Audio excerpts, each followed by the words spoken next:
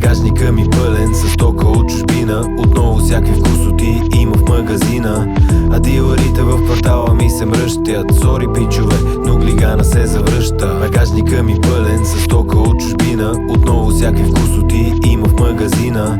А дилърите в квартала ми се мръщят: сори пичове, но глигана се завръща. Глигана се завръща с пълна пара, това, което е донесъл уникално на пазара.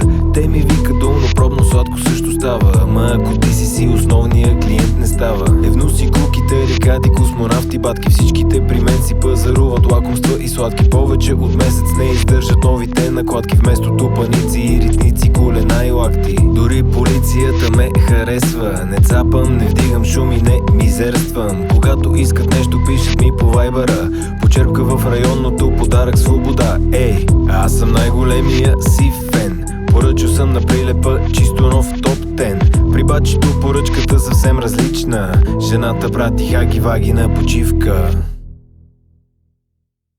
Багажника ми пълен с стока от чужбина, отново всякакви вкусоти има в магазина.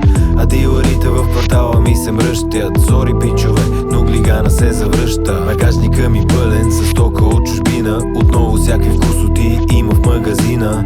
А дилърите в квартала ми се мръщят: сори пичове, но глигана се завръща.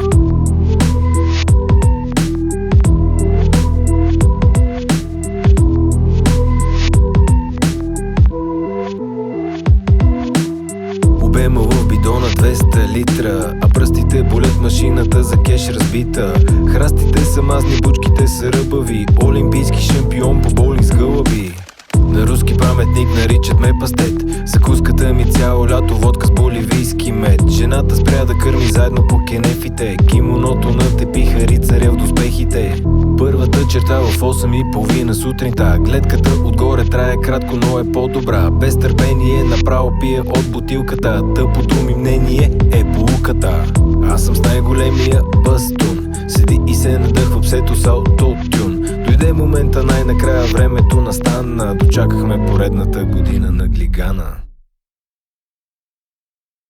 Багажника ми пълен с стока от чужбина, отново всякакви вкусоти има в магазина. А дилърите в квартала ми се мръщят: сори пичове, но глигана се завръща. Багажника ми пълен с стока от чужбина, отново всякакви вкусоти има в магазина.